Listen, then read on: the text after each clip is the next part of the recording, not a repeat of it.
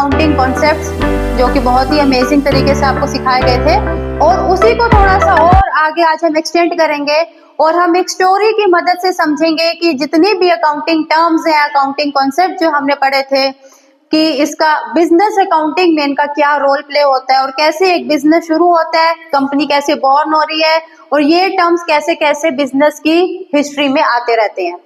तो I hope आपको last video भी बहुत पसंद आया होगा।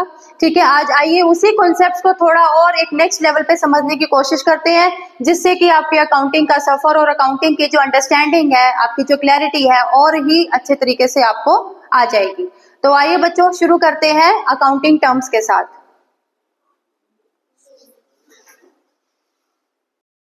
ठीक है, तो लास्ट क्लास में जो हम लोगों ने अकाउंटिंग टर्म्स पढ़े थे उसको समझे थे। ठीक है, वो आई होप कि आप सबको क्लियर होगा वो।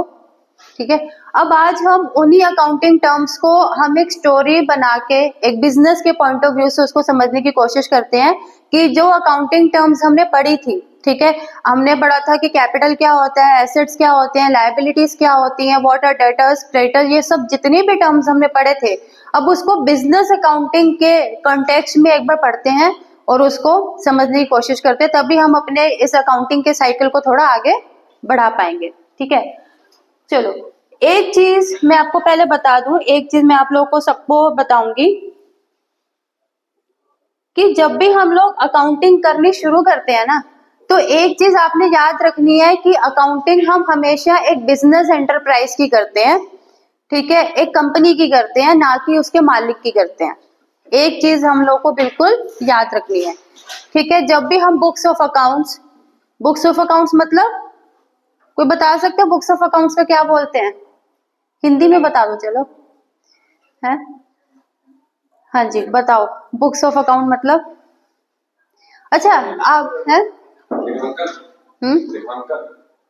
बोल सकते हैं, देख, हाँ लेखा जोखा बोलते, क्या बोलते हैं? लेखा जोखा। ठीक है, अच्छा एक चीज आपको मैंने पहले बताई थी कि बुक्स ऑफ अकाउंट यानी कि हिसाब किताब करना, यही होता है लेखा जोखा। अकाउंटिंग का ना असली में कोई बहुत वैसे बहुत बड़ा टर्म नहीं है। अकाउंटिंग का मतलब हमारी जो डे टू डे लाइफ में भी हम लोग करते हैं ना, उसको हम अकाउंटिंग बोलते हैं। अकाउंटिंग मतलब हमारे को पता होना चाहिए भाई क्यों, उसका लेखा जोखा, उसका पूरा विवरण। क्लियर है? तो हम लोग जो अब तक हिसाब किताब अपनी भाषा में करते हैं, उसको हम एक पर्टिकुलर अगर फॉर्मेट में करते हैं, उसी को हम लोग बोलते हैं बुक्स ऑफ अकाउंट्स, अपनी रिकॉर्ड करना, मेंटेन करना। और बुक्स ऑफ अकाउंट्स मतलब क्या? हिसाब किताब। तो हिसाब को जब हम किताब में करते हैं उसको हम बोलते हैं बुक्स ऑफ अकाउंट्स, ये बोलते हैं। ठीक है, तो उसी को आज हम समझने जा रहे हैं कि हिसाब किताब किसका लिखा जाता है, अपना या अपनी कंपनी का? कंपनी का, बिजनेस का, ना कि उसके मालिक का। ठीक है, अब उसको कैसे समझेंगे, उसकी शुरुआत करते हैं। देखो सबसे पहले आपके सामने एक इमेज है, आई होप सबको दिख रहा होगा। ठीक है, तो ये एक पर्सन है, क्या है? पर्सन, एक पर्सन है। इस पर्सन के दिमाग में एक आइडिया आया, क्या? कि भाई मैं अपना काम करूंगा, मैं अपना काम करूंगा, मैं जो भी करूंगा अपना करूंगा। ठीक है, तो जैसे इसके दिमाग में ये आइडिया आया, तो सबसे पहली चीज इसके दिमाग में क्या आएगी? मैं अपना बिजनेस कर रहा हूं, है ना, मैं बिजनेस करूंगा। अब मैं जब बिजनेस करूंगा तो मैं क्या बन गया? बिजनेसमैन। Very good, honour. या ऑनर का दूसरा टर्म हमने क्या पढ़ा था? प्रोप्राइटर। तो ये जो है कंपनी के क्या है? प्रोप्राइटर हैं। क्या है ये? प्रोप्राइटर, यानी कि ऑनर है, मालिक है कंपनी के। अब ये जो मालिक है, इन्होंने क्या स्टार्ट की? अपनी कंपनी स्टार्ट कर दी मतलब उनके दिमाग में आया कि मैं अब अपनी एक कंपनी खोलूंगा। क्या खोलूंगा? तो ये मालिक है, इन्होंने यहाँ पे अपनी एक कंपनी स्टार्ट की। ठीक है, अब इस कंपनी का नाम क्या दे? एप्पल कंपनी रख दे? चलो इसका नाम हम रख देते हैं एप्पल कंपनी। ठीक है, ये आपकी कंपनी होगी, एप्पल कंपनी। ठीक है, इनके दिमाग में आइडिया आया, मैं अपना काम करूंगा भाई, जो भी करूंगा। ठीक है, मैं नहीं नौकरी वोकरी कर सकता, मैंने अपना काम करना है। तो इन्होंने कंपनी स्टार्ट की, उस कंपनी का नाम रखा एप्पल कंपनी। सबसे पहले यही होता है ना, अब मैं अपना काम करूंगा, ये नाम रखूंगा, बड़े बड़े ड्रीम्स आते हैं हमारी आंखों के सामने, होता है ऐसा, अपना काम ये सब वो है ना। तो वैसे उसके एक ड्रीम आया उसका, ठीक है, उसने क्या नाम रख दिया, एप्पल कंपनी। अब बताओ, एप्पल कंपनी उसने नाम रख लिया, सब सोच लिया उसने कि मैं बिजनेस करूंगा, अब आगे का स्टेप क्या होगा, पैसा। क्या होगा, अब पैसा कहाँ से आएगा। यानी कि एक चीज आपको समझ आ गई कि जब भी हम अपनी बिजनेस, हम कुछ भी स्टार्ट करते हैं, तो उसके लिए सबसे पहले हमें किसकी जरूरत पड़ती है, पैसा, यानी कि फाइनेंस। फाइनेंस या हम फंड्स बोल सकते हैं, ठीक है। अब ये जो कंपनी आपके सामने दिख रही है ना, बिल्डिंग, बहुत बहुत सुंदर बिल्डिंग है आपके बिजनेस की, है ना, ये कंपनी मैंने शुरू करनी है, ये आपका मॉडल है ना, ये शुरू करने जा रहे हो आप। अब क्या ये बस दिमाग में चले चले दिमाग में पड़े पड़े कंपनी चल जाएगी, क्या बन जाएगी। उसको रियलिटी में लाने के लिए क्या चाहिए, पैसा चाहिए। तो ये कंपनी ऐसे नहीं चलेगी, इस कंपनी को फंड चाहिए। और मैंने उस दिन बताया था, बिजनेस अकाउंटिंग में फाइनेंस और ये जितना भी फंड्स होता है उसको हम क्या बोलते हैं, कैपिटल इन्वेस्टमेंट बोलते हैं। क्या बोलते हैं, ठीक है। अब यहां से एक चीज शुरू करेंगे, कैपिटल इन्वेस्टमेंट किसने की, प्रोपराइटर ने। किसको की है, कंपनी को की है, कर दी। देखो आपका बहुत कमाया हुआ पैसा है आपका, है ना, और आपने किसी कंपनी को दे दिया, भले वो आपकी है।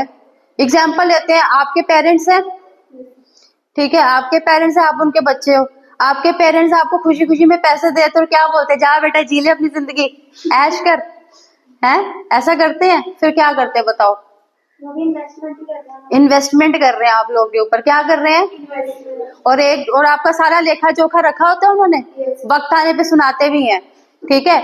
वो एक कुछ टाइम फ्रेम्स होते हैं जब जब वो अपना लेखा जोखा आपके सामने लिखवा देते हैं, होता है ना ऐसा।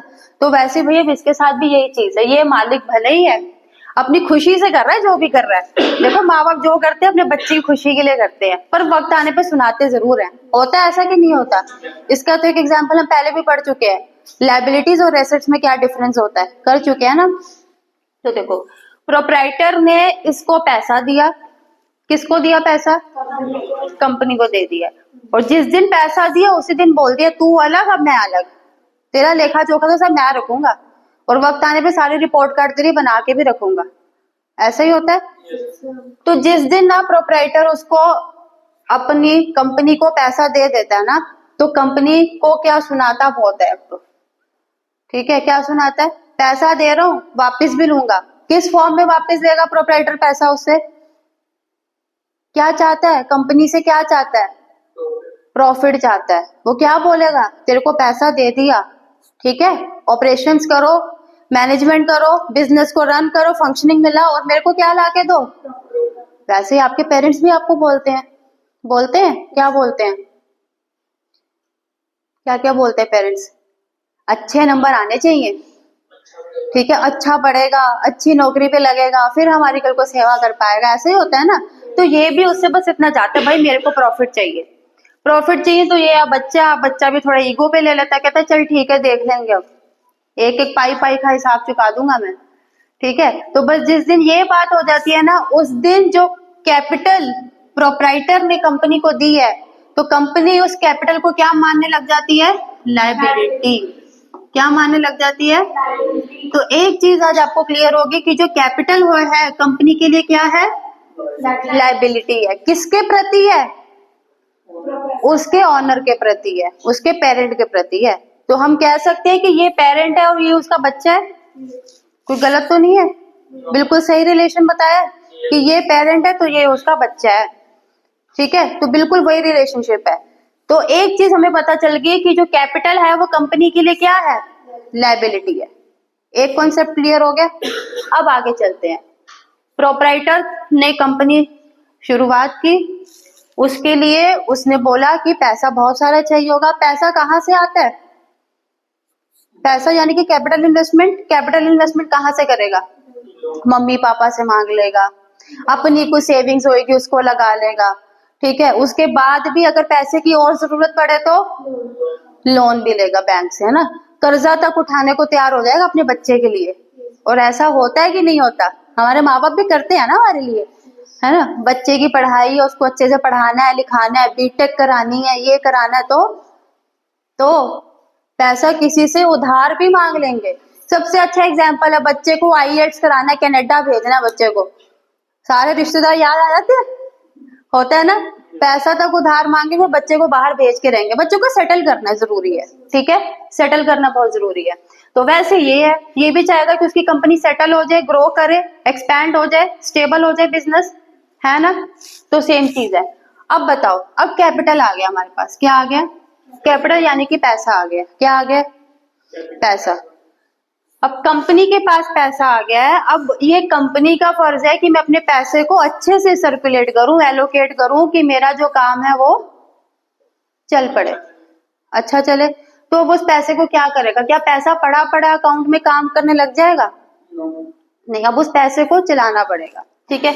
अब वो देखो कैसे चलाएगा, वो कह रहे हैं ये जो कैपिटल है ना, ये जो पैसा आया है, कुछ तो अपने कैश इन हैंड में रखेगा, ये क्या हो गया आपका कैश इन हैंड, और कुछ जो बचेगा अपने कंपनी के बैंक अकाउंट में रखेगा, ठीक है, इसको हम बोलेंगे कैश एट बैंक, बोल सकते हैं। कुछ पैसा आपका कैपिटल का उसने हाथ में रखा हुआ है जो कैश में खर्चे करेगा, और कुछ उसने कहाँ रख दिया, अपने बैंक में पैसा रख दिया, ठीक है। ये आपका बैंक बैलेंस, किसका बैंक बैलेंस, आपका कि कंपनी का, बिजनेस का बैंक बैलेंस, ये बिजनेस का बैंक अकाउंट है, बिजनेस के नाम से आप बैंक में खाता खुलवाओगे, और ये आपका कैश इन हैंड है, ठीक है। अब इसको यूज कैसे करोगे, सबसे पहली चीज ये क्या है, क्या लगता है क्या होगा, मशीनरी, क्या होगा, प्लांट एंड मशीनरी हम खरीदेंगे, क्योंकि मैंने अभी आपको बताया ना कि जो पैसा आपका कुछ बैंक में पड़ा है, कुछ पैसा आपके हाथ में है, क्या वो पैसा ही सब कुछ थोड़ा ना कर देगा। अब उस पैसे को आप यूज करोगे ना, सर्कुलेट करोगे, कुछ खरीदोगे, ट्रांजैक्शन करोगे, तब भी आपका बिजनेस आगे बढ़ेगा, ठीक है। तो सबसे पहले जो है हम लोग क्या करेंगे, उससे भी पहले हम लोग करेंगे, हम लोग बिजनेस जो भी हमारा वर्क प्लेस है, कोई हम लैंड एंड बिल्डिंग का इंतजाम करेंगे, किसका इंतजाम करेंगे, लैंड एंड बिल्डिंग, चाहे आपकी अपनी बिल्डिंग है, आप अपनी ले रहे हो या रेंटेड है, ठीक है, आप एक वो बिल्डिंग का इंतजाम करोगे। सबसे पहले जो भी आपके पास कैपिटल आया, उस कैपिटल को आपने यूज करके क्या लिया, लैंड एंड बिल्डिंग, कि जहाँ पे आपका वर्क प्लेस होगा, आपका ऑफिस होगा, आपका बिजनेस कहाँ पे रजिस्टर्ड है, वो जगह भी तो होगी ना कोई, तो ये आपने एक बिल्डिंग ले ली, क्या ले ली, कौन से पैसे के लिए, इन्हीं पैसे के लिए जो आपने कैपिटल लगाया था, उसी के लिए आपने। उसके बाद आपने क्या किया, बिल्डिंग तो आ गई, ठीक है, सबसे पहले आइडिया आया बिजनेस करूंगा, फिर कंपनी का नाम सोचा, कंपनी शुरू की, ठीक है, फिर उसके लिए, उसको चलाने के लिए आपने पैसे का इंतजाम किया, यानी कि कैपिटल। उस कैपिटल को आपने कुछ अपना बैंक अकाउंट में डाला, कुछ पैसा आपने अपने पास कैश इन हैंड रखा, ठीक है। अब उस पैसे को यूज करके आपने लैंड एंड बिल्डिंग खरीदी है, खरीद ली। अब उस बिल्डिंग का क्या करोगे आप, बिल्डिंग में अब आपको मशीनरी चाहिए, इक्विपमेंट चाहिए, फर्नीचर्स एंड फिक्सचर्स वगैरह सब कुछ चाहिए, तो उसका ये एग्जांपल हो गया कि कुछ हमने यहाँ पे प्लांट एंड मशीनरी का इंतजाम भी किया। समझ आया इतना, ठीक है। उसी पैसे का बिल्डिंग के लिए अंदर प्लांट एंड मशीनरी, फर्नीचर्स वगैरह से भरोगे उसको, ठीक है, वर्क प्लेस में फर्नीचर रखोगे, और क्या क्या होगा, प्लांट एंड मशीनरी है। और प्लांट एंड मशीनरी वेरी करेगी कि किस नेचर का आपका बिजनेस है, ये हम लास्ट क्लास में डिस्कस कर चुके हैं। उसके बाद अब जो भी आपका बिजनेस है, जिस चीज का बिजनेस है, प्लांट एंड मशीनरी के साथ कुछ हम इसको स्टॉक आइटम्स भी रखेंगे, क्या रखेंगे, स्टॉक आइटम्स भी हम लोग रखेंगे। क्यों रखेंगे भाई, ये तो वो है जो हमारे पास रहने वाला है। प्लांट एंड मशीनरी क्या है, एसेट है। कौन से टाइप का एसेट है, फिक्स्ड एसेट है। कौन से एसेट हमने पढ़ा था, फिक्स्ड एसेट, जो हमारे बिजनेस में रहेगा और 1 साल से ज्यादा तक के लिए रहेगा, यही पढ़ा था हमने। और ये क्या है आपका स्टॉक आइटम्स, जिसको आप बेचोगे, जिसकी आप सेल करोगे तो रेवेन्यू जनरेट होगा, ठीक है, आप इसको सेल करोगे तभी तो रेवेन्यू जनरेट होगा, और रेवेन्यू जनरेट होगा तभी आपके पास बाद में प्रॉफिट वगैरह भी आपको मिलेगा, ठीक है। तो ये था आपका पूरा एक अकाउंटिंग का कॉन्सेप्ट, ठीक है। अब इसको हम क्लासिफाई करते हैं, इसको समझने की कोशिश करते हैं। देखो, ये प्रोप्राइटर है, बिजनेसमैन है, बिजनेसमैन अपनी कंपनी चलाता है, ठीक है। तो यहाँ पे एक अकाउंटिंग कॉन्सेप्ट आता है जिसको बोलते हैं सेपरेट लीगल एंटिटी कॉन्सेप्ट। क्या बोलते हैं? सेपरेट एंटिटी कॉन्सेप्ट भी इसको बोलते हैं। उसमें क्या बोलता है, वो एक कॉन्सेप्ट है, लॉ का कॉन्सेप्ट है। उसमें ये बोला है कि जो कंपनी है और जो उसका मालिक है वो दोनों एक दूसरे से अलग अलग है, दोनों एक दूसरे से अलग अलग है, ठीक है। यानी कि ये ऑनर है और ऑनर की जो एप्पल कंपनी है दोनों एक दूसरे से अलग अलग है, ठीक है। फर्स्ट पॉइंट क्लियर हो गया। इसीलिए मैंने बोला हम अकाउंटिंग इसकी नहीं करेंगे, हम इसकी करेंगे। हम बुक्स ऑफ अकाउंट्स इसकी रिकॉर्ड करेंगे, हम लेखा जोखा इसका करेंगे। क्यों करेंगे इसका? तभी टाइम आने पे इसकी सारी जो हमारे पास रिपोर्ट है, इसका जो भी एनालिसिस हमने किया वो हम इसको दे पाएंगे ना। टीचर्स भी तो यही करते हैं ना, फेयरली आपके मतलब कि हर स्कूल के बच्चे का, अपने स्टूडेंट्स का रिकॉर्ड रखते हैं, उनकी रिपोर्ट जनरेट करते हैं, उनके पेरेंट्स को ट्रांसपेरेंसी के साथ दिखाते हैं, ठीक है। क्योंकि अल्टीमेटली फर्क किसको पड़ेगा? इसको पड़ेगा, पेरेंट्स को फर्क पड़ता है ना बच्चों के। बच्चा अगर अच्छा कर रहा है या बुरा कर रहा है, अल्टीमेटली फर्क किसको पड़ रहा है? पेरेंट्स को पड़ रहा है फर्क, ठीक है। इसने फिर पैसा दिया, जिस दिन पैसा दिया उसने बोला कि ठीक है मैं पैसा दे रहा हूँ बट सोच समझ के इस्तेमाल करना है और मेरे को रिटर्न्स चाहिए। क्या चाहिए? Returns in the form of revenue, profit, income, जो भी है। वो कहता है कि मैंने आपको पैसा दिया है, आप इसको अच्छे से यूज करो, मुझे प्रॉफिट लाके दो, ठीक है। और जिस दिन ये प्रॉफिट की बात करता है उस दिन कंपनी कहती है ठीक है ये जो पैसा आपने मुझे दिया है वो क्या हुआ, मेरे ऊपर आज कर्ज हो गया, लाइबिलिटी होगी, ठीक है। अब इसी लाइबिलिटी से उसने कुछ एसेट्स भी बनाए, इसी लाइबिलिटी से उसने बिजनेस के लिए क्या बनाए? एसेट बनाए। जैसे कि लैंड एंड बिल्डिंग है, आपका प्लांट एंड मशीनरी है, आपका स्टॉक आइटम है, ठीक है। और बताओ इसके अलावा और क्या हो सकता है? अब ये जो स्टॉक आइटम्स हैं, अब इसी के आगे की हम लोग कहानी इसको थोड़ा आगे एक्सटेंड करते हैं। स्टॉक आइटम्स आ गया। स्टॉक आइटम को आप लोग क्या करोगे? सेल करोगे, ठीक है। जब भी आप सेल करोगे तो आपके पास फिर दो कंडीशंस होंगी, या तो आप कैश में सेल कर दोगे या तो उधार करोगे। उस दिन मैंने बताया था या तो हम कैश में सेल करेंगे या तो हम उधार भी कर सकते हैं। उधार करेंगे तो क्या होगा बताओ? उधार करेंगे तो क्या होगा? आपका ये स्टॉक आइटम है, ठीक है, ये आपने किसी को सेल किया, ठीक है, सेल किया क्रेडिट पे, तो क्या हो जाएगा? आपका एक एसेट बढ़ जाएगा। उस एसेट को क्या बोलेंगे हम लोग? डेटर्स। क्या बोलेंगे उस एसेट को? क्यों डेटर हो गया आपका? क्योंकि भाई जब चाहे आप उसको फोन करोगे, उसने आपका पैसा देना है, उसने आपका पैसा देना है ना। अब आप उसका ध्यान रखोगे, अच्छे से पूरा अता पता नोट करके रखोगे, उसका कहाँ रहता है, क्या फोन नंबर है, कहाँ से आया है ना। तो जब आप अपना स्टॉक आइटम, ठीक है, आप सेल करोगे, और हो सकता है कि कभी कभार आप उसको क्रेडिट पे करो और कभी कभार कैश में करो। दोनों पॉसिबिलिटीज है, बिल्कुल पॉसिबिलिटीज है, ठीक है। अब क्या ये स्टॉक आइटम्स आपकी चलती रहेंगी? कभी तो खत्म होंगी, कभी आप भी तो खरीदने जाओगे स्टॉक आइटम। अब जब आप स्टॉक आइटम खरीदने जाओगे फिर दो बातें होंगी, आप परचेज करोगे फिर या तो क्रेडिट पे या तो कैश पे। सेम चीज जो सेल के साथ है वो या इसके परचेज के साथ भी है। पैसा दे के खरीद के आओगे या फिर उधार करके आओगे, ठीक है। उधार करके आओगे तो क्या बढ़ेगा? क्रेडिटर्स। क्या बढ़ेगा? क्रेडिटर्स बढ़ेंगे। और उस क्रेडिटर्स को क्या बोलते हैं हम लोग? लायबिलिटी। क्या बोलते हैं? तो उस दिन ये दो टर्म्स आपने किए थे। तो डेटर्स हो गए हमारे एसेट्स। कौन से एसेट्स? करंट की फिक्स, करंट एसेट। और लायबिलिटीज, और ये क्रेडिटर्स क्या हो गया आपकी? Current liabilities, current liabilities. इतना क्लियर है आपको? तो यहीं से आपका बिजनेस प्रोसेस करता है, रन करता है, फंक्शनिंग में आता है। और यही एक कैपिटल से, एक इसी कैपिटल से हमारी एसेट्स, हमारी लायबिलिटीज बननी शुरू हो जाती हैं। ऐसे ही होता है ना। अब यही आपने स्टॉक आइटम जो खरीदा कैश से, तो कैश आपका कम हुआ होगा, है ना, अगर आपने पैसा कैश में दिया है।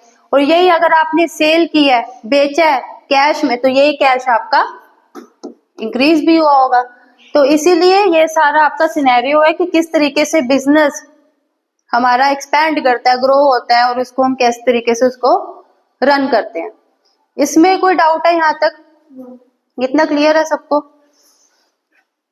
चलो, अब अगर अकाउंटिंग कॉन्सेप्ट्स आपको सारे क्लियर है ना, तो कुछ क्वेश्चन सॉल्व करते हैं।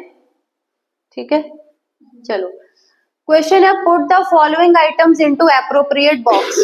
ठीक है, आपके पास कुछ आइटम्स दी हुई हैं और आपको उसको एप्रोप्रिएट बॉक्स में डालना है, यानी कि आपके पास दो बॉक्सेस हैं। कौन से? Assets and liabilities. Assets and liabilities, और ऊपर आपको कुछ आइटम्स दी गई हैं। ठीक है, तो पहली आइटम क्या है? प्लांट। अब बताओ, प्लांट जो है आपका एसेट में जाएगा या लायबिलिटीज में जाएगा? वेरी गुड, तो यहाँ पे लिखते चले।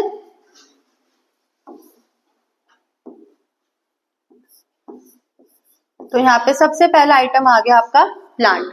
ठीक है, नेक्स्ट मशीनरी कहाँ जाएगा? एसेट में जाएगा, यहाँ इसको भी यहाँ लिख दें। अगला बताओ, कैपिटल।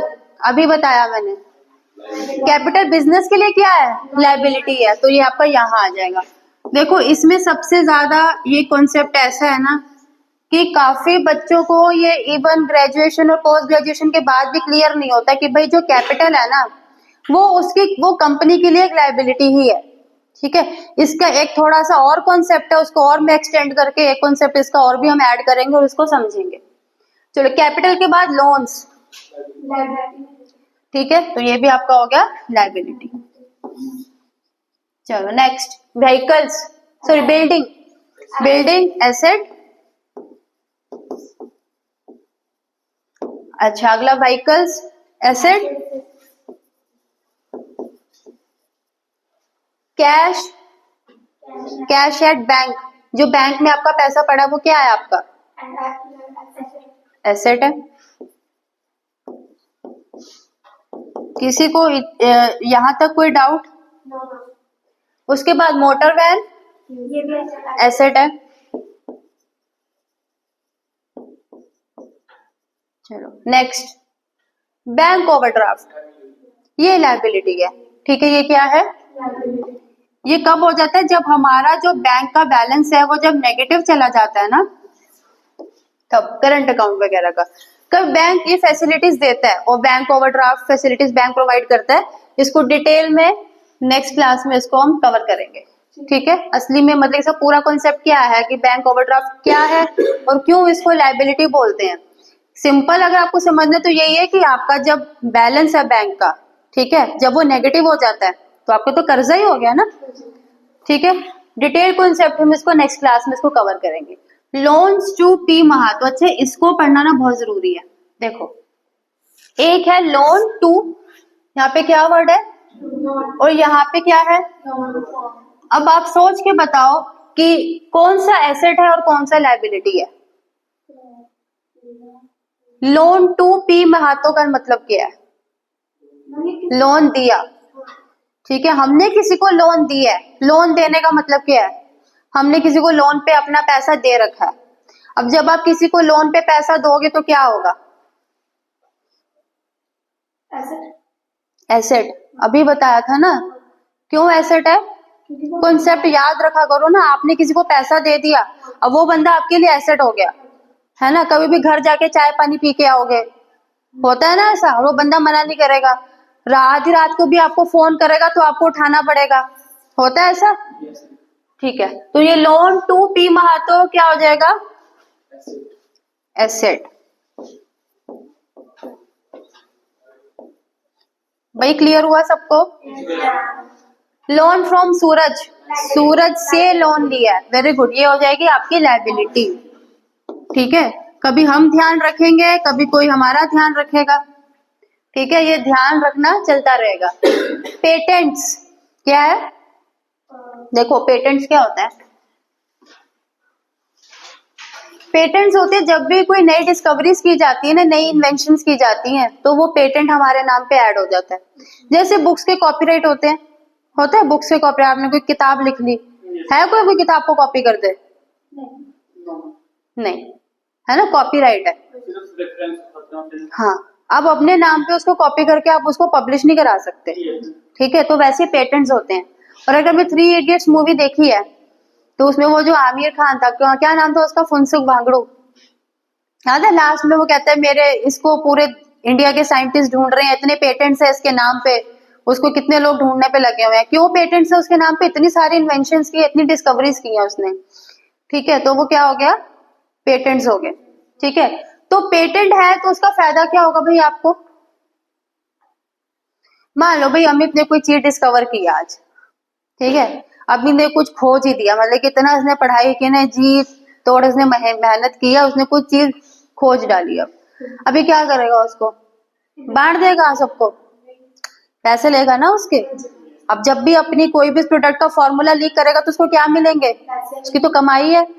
तो वेरी गुड, क्या हो गया वो, एसेट हो गया। तो ये जो पेटेंट्स हो गया ये क्या हो गया, एसेट। चलो नेक्स्ट, इन्वेस्टमेंट इन शेयर्स। आपने किसी कंपनी के शेयर्स में पैसा इन्वेस्ट किया है, क्या हो गया, एसेट हो गया, ठीक है।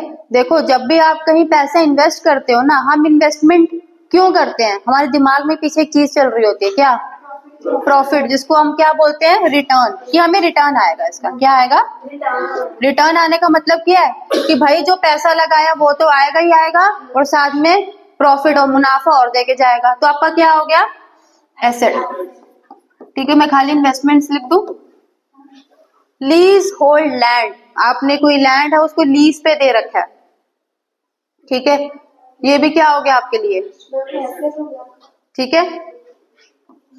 ये भी क्या होता है, ये भी मैं आपको बताऊंगी, ठीक है। लीज होल्ड लैंड भी क्या होता है ये आपको मैं बताऊंगी, ठीक है, नेक्स्ट क्लास में। कैश इन हैंड, एसेट है। Fix deposit with bank, assets है। तो यहाँ आपको क्लियर हुआ एसेट्स और लाइबिलिटीज का डिफरेंस, ठीक है। इस क्वेश्चन में किसी को कोई डाउट? नेक्स्ट क्वेश्चन है, उसको भी एक बार देखते हैं। चलो, put the following items into appropriate box. पिछले क्वेश्चन में हमने एसेट्स और लाइबिलिटीज को डिफरेंशिएट किया था, इस क्वेश्चन में हम एक्सपेंसेस एंड इनकम्स को डिफरेंशिएट करने वाले हैं। पहला क्या है, प्रिंटिंग चार्जेस। तो फर्स्ट है आपका प्रिंटिंग चार्जेस। अरे खर्चा हो गया ना, आपने कुछ प्रिंटिंग कराया, मान लो आपका बिजनेस है, बिजनेस को चलाने के लिए आपने पैम्फलेट्स, ब्रोशर्स वगैरह कुछ प्रिंट करवाया, तो आपके लिए तो अभी खर्चा है, तो इसको हम क्या कर देंगे, एक्सपेंस हो गया आपका।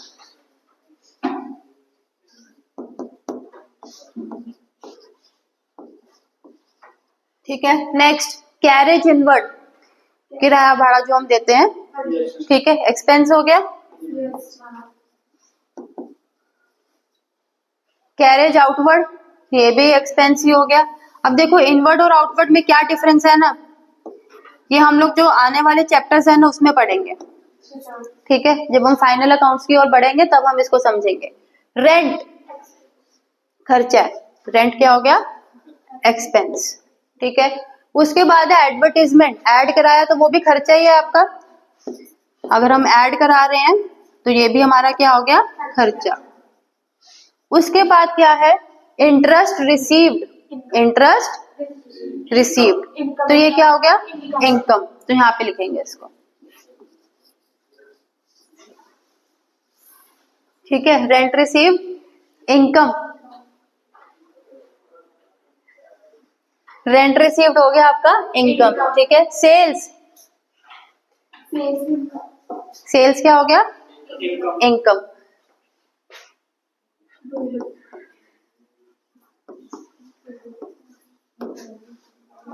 सेल्स हो गया आपका इनकम। सेल्स मतलब जब आप कुछ सामान अपना सेल करोगे तो आपके पास रेवेन्यू जनरेट होगा, ठीक है, पैसा आएगा, तो वो इनकम हो गया। परचेजेस खर्चा, ठीक है, जब भी वो शॉपिंग भी निकलोगे तो खर्चा ही करके आओगे, चाहे वो बिजनेस के लिए हो चाहे अपने लिए हो। फ्रेट खर्चे हैं सारे, फ्रेट हो गया आपका, जनरल एक्सपेंसेस है, ऑडिट फीस है, ये सब क्या आ जाएंगे, इंश्योरेंस का प्रीमियम अगर आप भर रहे हो खर्चा है, ट्रैवलिंग एक्सपेंसेस खर्चा, इसी में आ जाएगा सारा।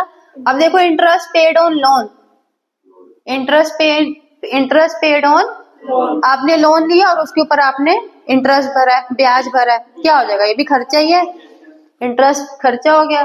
पोस्टेज एंड कोरियर चार्जेस खर्चा। Salaries and wages expense.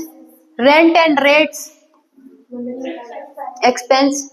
Commission received income. Legal expenses expenses. ठीक है, तो expense, incomes, liabilities and assets के कॉन्सेप्ट में किसी को कोई डाउट? कोई डाउट नहीं है, ये क्लियर है?